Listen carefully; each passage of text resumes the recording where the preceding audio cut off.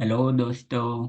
आज मैं सुनाता हूँ फिर से एक सत्य घटना मेरे बचपन की। इसमें क्या हुआ था कि मैं उस दिन शिवरात्रि थी, उस टाइम पे मैं रहा हूँगा 4 साल का। तो मेरे घर पे उस समय परदादी आई हुई थी, परनानी, सॉरी, परनानी आई हुई थी। मेरी आ, शायद नानी की नानी को बोलते हैं परनानी। वही थी। वो बहुत बहुत एजड थी, बहुत एजड थी। बोलते थे लोग कि ये 100 से ऊपर हो गई है। लेकिन फिर भी वो भगवान जी की पूजा करती थी और चलती फिरती भी खुद से थी। कोई प्रॉब्लम नहीं थी उनको।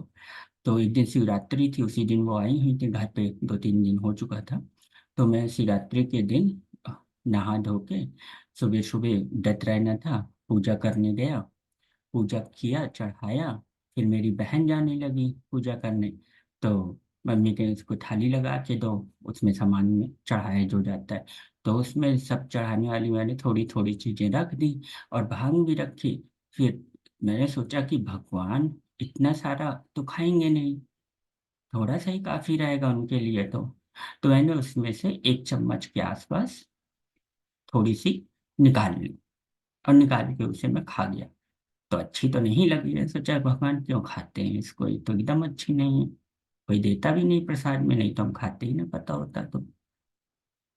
फिर क्या हुआ, भाई उसका असर हुआ होगा। 2 घंटे बाद हम लेटे हुए थे अपने रूम में।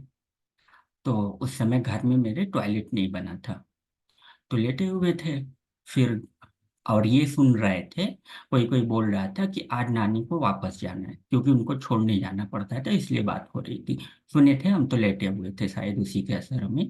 लेकिन इतना असर नहीं था कि अपनी एक्टिविटीज ना कर पाए। लेटे थे। फिर हमें टॉयलेट जाना हुआ। तो घर के जस्ट दरवाजे के बाहर बगल में करते थे, वो बैक डोर के बगल में, वहीं से धूप भी दिखती थी, सूरज भी होता था।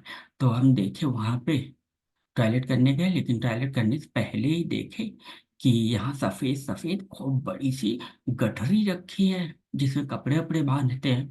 तो हमें याद आया कि हाँ, नानी आज जा रही थी।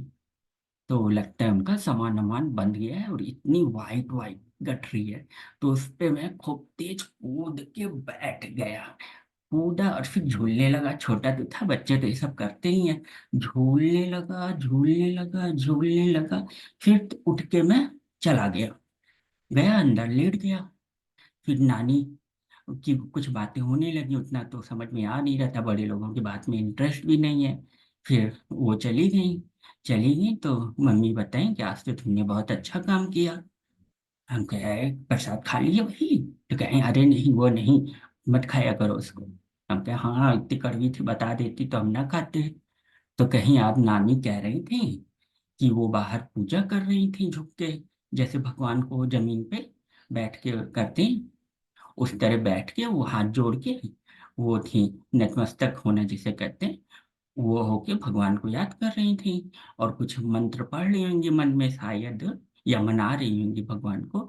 तो मैंने क्या किया, उस समय मम्मी कहीं कि नानी कह रही थी कि भैया, यानी कि हम, कहे भैया समझे कि हम गिर गए हैं, और हमको उठाने के लिए बहुत मेहनत की है बेचारे, उठा नहीं पाए। लेकिन सोचो कितना अच्छा दिल है उसका, उसे लगा हम गिर गए, छोटा है लेकिन फिर भी वो उठाने के लिए पूरा कोशिश किया। जब हमें पता चली, हम कहे अरे भैया ये क्या हो गया। तो झूठ बोलने की तो आदत ही नहीं थी उस समय। तो मम्मी से कहे, हम कहे मम्मी वो थी, हमें तो पता ही नहीं चला कि वो है। हमें तो लगा गठरी रखी है कपड़े की, और इतनी मुलायम मुलायम भी थी वो तो तब से नाम पड़ गया उनका, गठरी वाली नानी। सब लोग पूरे खानदान में आज भी बात होती है उनको, तो यही बोलते हैं उनको, गठरी वाली नानी। बस यही था। उस समय के हिसाब से बहुत कॉमेडी बात थी। अब आज के समय में क्या पता। वैसे भी जो लोग बहुत फ्रस्ट्रेट होते हैं ना, उनको हंसी नहीं आती। 2 तरह के फ्रस्ट्रेट लोग होते हैं, एक मेरी तरह, एक आपकी तरह। बस।